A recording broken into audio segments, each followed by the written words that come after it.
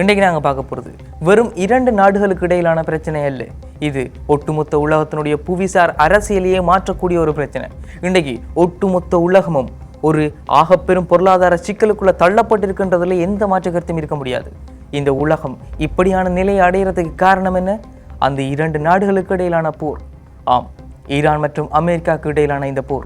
Iran மற்றும் America Israel கூட்டுப்படைக்கு இடையிலாக நடக்கக்கூடிய இந்த போரில் என்ன மாற்றங்கள் நடந்திருக்குன்னு பார்க்க போனா, இன்றைக்கு ஈரானுக்குள்ள தரைவழி தாக்குதலை அமெரிக்கா பண்றதுக்கு தன்னுடைய 82 ஏர்போர்ன் டிவிஷனை இறக்க போகுதுன்னு சொல்லி ஒரு அறிவித்தல் கிடைச்சிருக்கு. இதை பற்றி நீங்க பார்த்திருக்க கூடும்.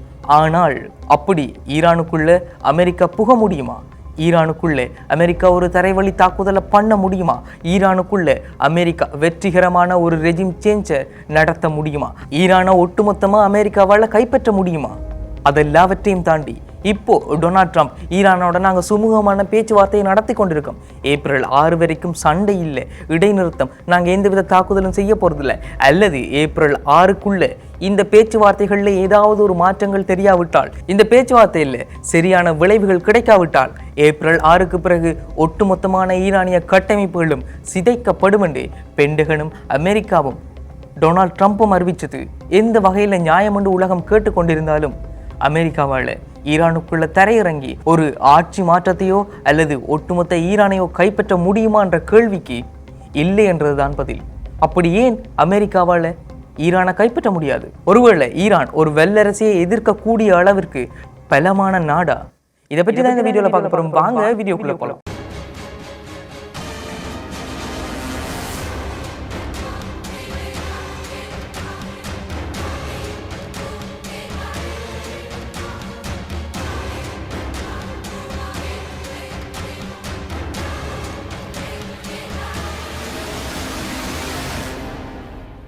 அமெரிக்க அதிபர் டொனால்ட் ட்ரம்ப் ஈரானோட சுமூகமான பேச்சுவார்த்தைகள் நடந்து கொண்டிருக்குன்னு சொல்லி கொண்டிருந்தாலும் ஈரான் அதை திட்டவட்டமா மறுத்திருக்கு.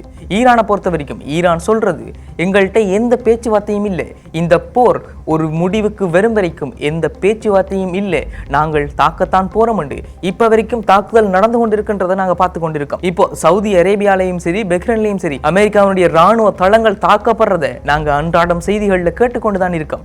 இஸ்ரேலில் பல ஏவுகணைகள் விழுந்து கொண்டிருக்கின்றதை அன்றாடம் செய்திகளில் கேட்டுக்கொண்டுதான் இருக்கோம்.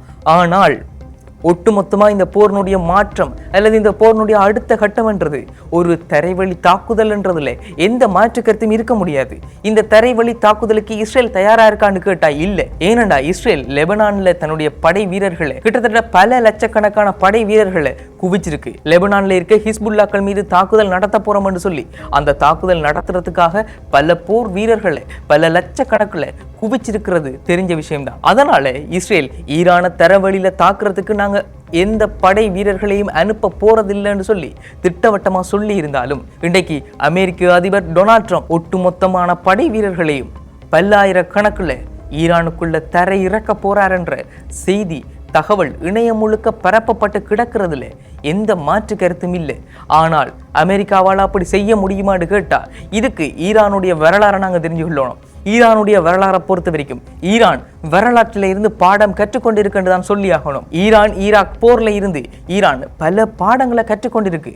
அந்த பாடங்கள் மூலமாக அமெரிக்கா மட்டுமில்லை, உலகத்தில் எந்த நாடு ஈரானுக்குள்ள நுழைஞ்சாலும் அந்த நாட்டை சின்ன பின்னமாக்குவதிலும் அந்த நாட்டு வீரர்களை ஒட்டுமொத்தமாக அழிக்கிறதுலையும் ஈரான் பலமாகத்தான் இருக்கின்றதுல மாற்று கருத்து இருக்க முடியாது. இப்ப இருக்கிற கள நிலவரப்படி இஸ்ரேலுடைய நிலைமை என்றது மிகவும் கவலைக்கிடமா மாறி இருக்கின்றதுல எந்த மாற்று கருத்தும் இல்லை. எந்த ஐக்கிய நாடுகள் சபையினுடைய சட்ட திட்டத்தை நாங்க பின்பற்ற மாட்டோம் என்று கம்பீரமா தெரிஞ்சு கொண்டிருந்த அதே இஸ்ரேல் இன்றைக்கு அதே ஐக்கிய நாடுகள் சபையிட்ட போய் முறைப்பாடு செய்கிற அளவிற்கு மாறி நிற்கின்றது.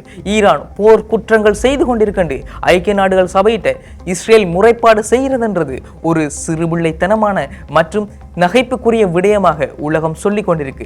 ஏனென்றா காசால இஸ்ரேல் என்ன செய்து என்று ஒட்டுமொத்த உலகத்துக்கும் தெரிஞ்ச கதை தான். அதனால காசால நீங்க என்ன செஞ்சீங்களோ அதுதான் இன்றைக்கு உங்களுக்கு நடக்குதுண்டு ஒட்டுமொத்த உலக மக்களும் சொல்றதுல எந்த மாற்று கருத்தும் இருக்க முடியாதுன்றதுதான் என்னால சொல்ல முடியும். ஆனா ஒரு விஷயம், இஸ்ரேலுக்குள்ள பல ஏவுகணைகள் விழுது பல மக்கள் இறந்து கொண்டிருக்காங்க.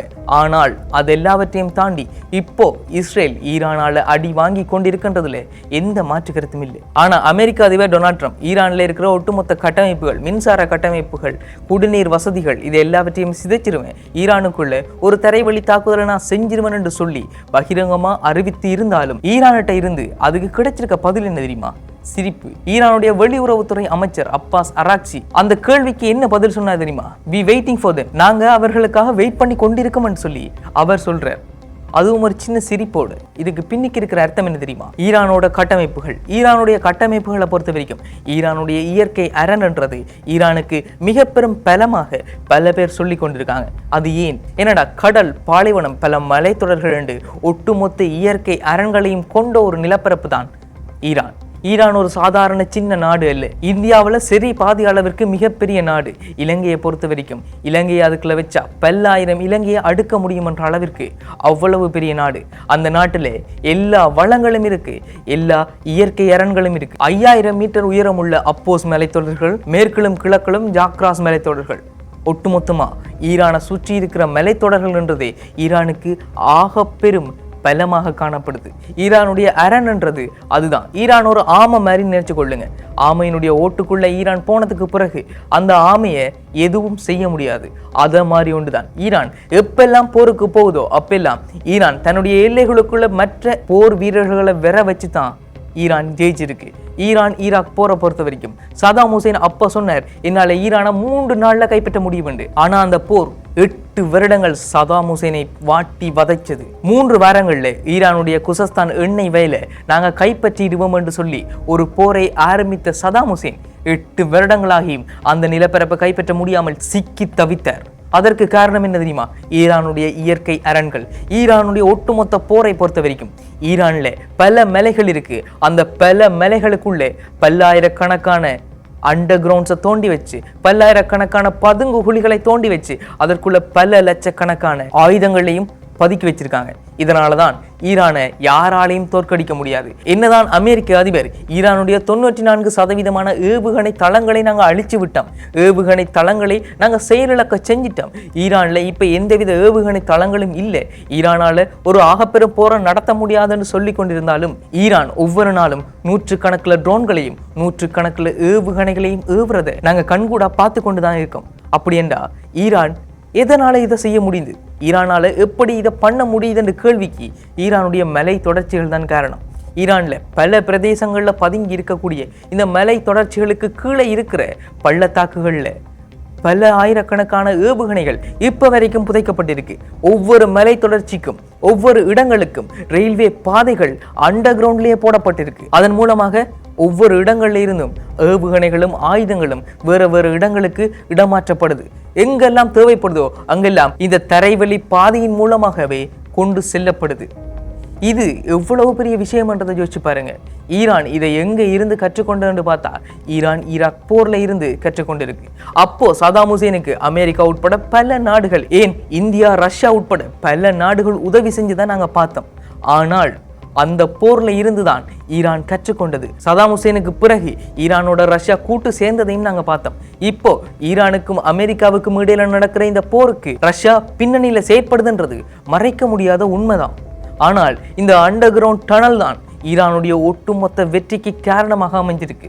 ஈரானுடைய போர் வீரர்களை பொறுத்த வரைக்கும் IRGC உட்பட பல லட்சக்கணக்கில் போர் வீரர்கள் இந்த போருக்காகவே கிட்டத்தட்ட 40 வருடங்களுக்கு மேல தயார் நிலையில இருக்காங்க.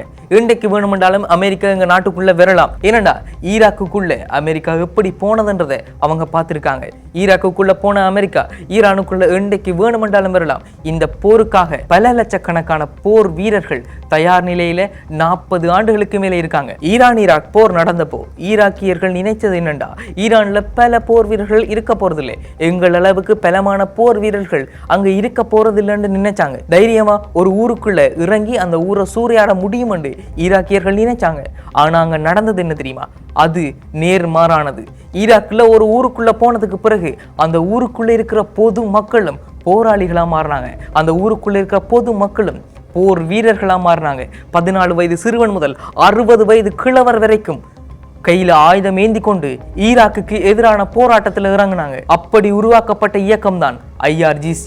IRGC-யோட சேர்ந்து பசிஜ் கூட்டுப்படையும் உருவாக்கப்பட்டது. இந்த பசிஜ் கூட்டுப்படை என்றது இப்போ ஈரானுடைய ஊர்களுக்குள்ள இருக்கிற சிறு சிறு அமைப்புகள் தான் இந்த பசிஜ் கூட்டுப்படையா உருவெடுத்திருக்கு. ஈரானுக்குள்ள ஒரு ஊருக்குள்ளேயே பல போர் வீரர்கள் இருப்பாங்கன்றது இந்த பசிஜ் கூட்டுப்படையின் மூலமாக தெரிய வருது. ஆனால் ஈராக் தோற்றது அந்த இடத்துல தான். ஒருவேளை அமெரிக்க போர் வீரர்கள் ஈரான்ல ஏதோ ஒரு மூலையில அல்லது ஏதோ ஒரு ஊர்ல போய் இறங்கி அந்த ஊரை முற்றுகையுடன் போனா அந்த ஊர்ல இருக்கிற பொது மக்கள் தலையில துண்டை கட்டி கொண்டு கையில ஒரு துவக்க தூக்கி கொண்டு சண்டைக்கு வந்து நிப்பாங்க. அமெரிக்க போர் வீரர்கள் எதிர்கொள்ள போறது போர் வீரர்களே அல்ல, அங்க இருக்கிற பொதுமக்கள் அனைவருமே அங்க போர் வீரர்களாக மாறி நிக்க போறாங்க. அமெரிக்க வீரர்கள் 10,000 பேர் போனா அங்க 10 லட்சம் பேர் இருக்க போறாங்க. இதுதான் இன்றைக்கு அமெரிக்காவுக்கு முன்னுக்கு இருக்கிற ஒரு மாபெரும் சவால். அமெரிக்கா வரலாறுகள்ல இருந்து பாடம் கற்றுக்கொண்டிருக்கான்னு பார்த்தா இல்லை என்று தான் சொல்லணும். ஏனெண்டா ஆப்கானிஸ்தான்லயோ சரி வியட்நாம்லயோ சரி அமெரிக்கா தோற்றுத்தான் போயிருக்கின்றதுல எந்த மாற்று கருத்தும் இருக்க முடியாது. அமெரிக்கா ஆப்கானிஸ்தான்ல தாலிபான்கள்கிட்ட அந்த நாட்டை கொடுத்துட்டு பின் வாங்கியதை நாங்க பார்த்தோம். வியட்நாமில் தோற்று போய் பின் வாங்கியதை நாங்கள் பார்த்தோம். அப்படி என்றா இந்த போர்லையும் அமெரிக்கா பாடம் கற்றுக்கொள்ளுமா என்ற கேள்விக்கு இல்லை என்பதுதான் பதில். அமெரிக்கா இவ்வளவு காலமும் வான்வழி தாக்குதலில் பலமான நாடுதான். ஆனால் தரைவழி தாக்குதலை பொறுத்த வரைக்கும் அமெரிக்கா தன் சொந்த மண்ணை விட்டு வேறொரு தன்னை மண்ணில் போய் இறங்கிச்சண்டா அங்க தோல்வி மட்டும்தான் அமெரிக்காவுக்கு மிஞ்சி இருக்கே தவிர வேறு எதுவும் அமெரிக்காவுக்கு மிச்சம் இருக்கல. ஆனால் இது அமெரிக்காவினுடைய தோல்வியாக பார்க்கப்படுமான்ற கேள்விக்கு இல்லை. ஏனெண்டா அமெரிக்காவை பொறுத்த வரைக்கும் எந்த போரா இருந்தாலும் சரி அமெரிக்கா நடத்தக்கூடிய அனைத்து போர்கள்லையுமே அமெரிக்கா தன்னுடைய வெற்றியை விட தன்னுடைய லாபத்தை மட்டுமே பார்க்கும். அமெரிக்கா ஒரு போருக்குள்ள போகுதுண்டா அந்த போர் அமெரிக்காவுடைய லாபமாக மட்டும்தான் இருக்குமே தவிர அந்த போர் அமெரிக்காவுக்கு ஒரு இன்வெஸ்ட்மெண்டா மட்டும்தான் இருக்குமே தவிர அது எந்த விதத்திலையும் அமெரிக்காவுக்கு ஒரு லாஸாகவோ அல்லது ஒரு நட்டமாகவோ மாறாது என்பது வரலாறுகள்ல நாங்க கண்கூட பார்க்கக்கூடிய விஷயம். முதலாம் உலக போரா இருந்தாலும் சரி 2ஆம் உலக போரா இருந்தாலும் சரி அமெரிக்கா எங்கெல்லாம் போர்ல பங்கு பெற்றுச்சோ அங்கெல்லாம் அமெரிக்கா லாபத்தை தான் ஈட்டி இருக்கு. இந்த போரை பொறுத்த வரைக்கும் ஈரானுக்கு லாபம் கிடைக்குதோ இல்லையோ ஈரானுக்கு இது வெற்றியாகவே அமைஞ்சாலும் அமெரிக்காவிற்கு இது லாபமாகத்தான் அமையும். இந்த போர் என்னவா மாறப்போகுது, இந்த போர்ல அடுத்த கட்டம் என்ன நடக்க போகுது, ஈரானுக்குள்ளே அமெரிக்க படை வீரர்கள் இறங்கினா அமெரிக்காவிற்கு இப்படியான சவால்கள் இருக்கு என்பது உண்மையாகத்தான் இருக்கு. இது அமெரிக்கா கண்டுகொள்ளுமா அல்லது டொனால்ட் ட்ரம்ப் தன்னுடைய வழக்கமான பாணியில நான் போருக்கு போகத்தாண்டா போறேன் அப்படின்னு சொல்லி திரும்பியும் அங்க ஒரு அழிவை ஏற்படுத்த போறாரா அல்லது அமெரிக்க போர் வீரர்கள் அங்க போய் மரணிக்க போறாங்களா? பொறுத்திருந்து பார்ப்போம். இது IBC தமிழ். நான் உங்கள் அறிவு.